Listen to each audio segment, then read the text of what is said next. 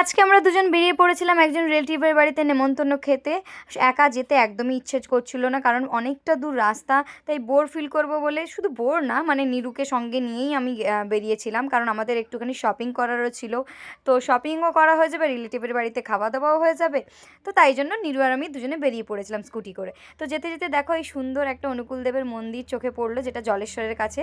আর যেতে যেতে কথা বলতে বলতে আড্ডা মারতে মারতে পৌঁছে গেছি আমার রিলেটিভের বাড়িতে। তো ওখানে মহোৎসব ছিল। তো গিয়ে পৌঁছেই প্রচণ্ড গরমে এতক্ষণ ধরে এসছি, তাই একটুখানি বসে রিল্যাক্স করছিলাম। আর রিল্যাক্স করতে করতে ওখানে একজন বৌদি আমাদেরকে হচ্ছে আমপানা দিয়ে গেছিলো। আমি জানি না এটা অ্যাকচুয়ালি আমপানা কি।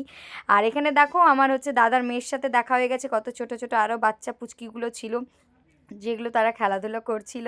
তো এখানে আমি ওদেরকে বলছিলাম যে কী রে, কী মজা করেছে। আর এই পুচকিটা খুব সুন্দর ডান্স করে, তাই তাকে বলছিলাম একটু ডান্স করে দেখা, বাট দেখালো না।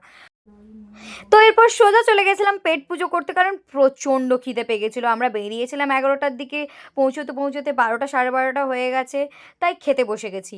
আর এখানে দেখো জলগুলো না ঠিক এভাবেই দেয় ওড়িশার দিকে, তাই ওইটা নিয়ে আমরা ভীষণ হাসাহাসি করছিলাম। নিচে নেমে এসেও আমরা ওটাকে নিয়ে আমরা মানে কী যে করছিলাম ঠিক জানি না, দুজনে মিশে প্রচণ্ড হাসছিলাম। তারপর দেখলাম ওয়েদারটা কেমন মেঘলা হয়ে আসছে, বললাম না আর লেট করা যাবে না, তো তাই বেরিয়ে এলাম। তারপর রাস্তা দিয়ে শরীরটা একটু ঠান্ডা করলাম লস্যি খেয়ে। এরপর আমাদের নেক্সট ডেস্টিনেশন চলে গেলাম শপিং মলে, যেটা আমাদের আজকের মেন পার্ট। তো চলো, এখানে ওড়িশার কাছে মানে জলেশ্বরে এটা শপিং মলটা এখানে আছে। তো এরপরে আমরা মলের ভিতরে চলে এলাম এবং মলে ঢুকে দেখলাম অনেক কিছু জিনিসপত্র রয়েছে। এটা হয়তো জেন্টসের কালেকশন রয়েছে। আমরা সোজা চলে গেলাম লেডিস কালেকশন যেখানে রয়েছে ওপরে। প্রথমে ভাবছিলাম এটা হয়তো ভিডিও করতে দেবে না, বাট কোনো রকম কোনো প্রবলেম ওরা করেনি, ভিডিও করেছি আমি, কোনো অসুবিধা হয়নি। এখানে কিছু শর্টস দেখছিলাম, টপ দেখছিলাম, যেগুলো 129 থেকে স্টার্ট, 99 থেকে স্টার্ট। কিছু প্যান্টস, এখানে প্যান্টগুলো রয়েছিল।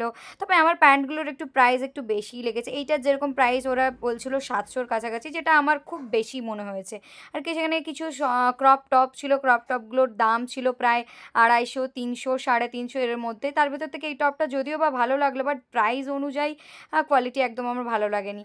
তো অনেক বেছে গুছে এই প্যান্টটি আমি পেয়েছি, যেটার দাম ছিল 250 টাকা। সঙ্গে এই টপটাও নিয়ে গেছিলাম, বাট কেন জানি না এই টপটা আমাকে ভালো লাগছিল না, হয় ঢিলার জন্য বা আমি জানি না কেন আমার ভালো লাগলো না। তো ফাইনালি টুকিটাকি জিনিসপত্র নিয়ে লাস্টে যাওয়ার সময় দেখছিলাম সানগ্লাসটা হয় কিনা, কিন্তু দেখলাম কেমন গামলার মতো লাগছে আমার, বাটির মতো মুখে, তাই রেখে দিয়ে চলে এলাম বিলিং কাউন্টারে। তো বিল করলাম। ওদের কালেকশন তো ছিল, না বলবো না, কিন্তু সেভাবে আমার ভালো লাগেনি, আর প্রাইসটা ভীষণ হাই ছিল। তবে ওদের ব্যবহার ভীষণ ভালো ছিল, সবটাই দেখাচ্ছিল, কোনোভাবে বিরক্ত ফিল করেনি। তো লাস্টে আমরা দুজনে বেরিয়ে পড়লাম শপিং করে।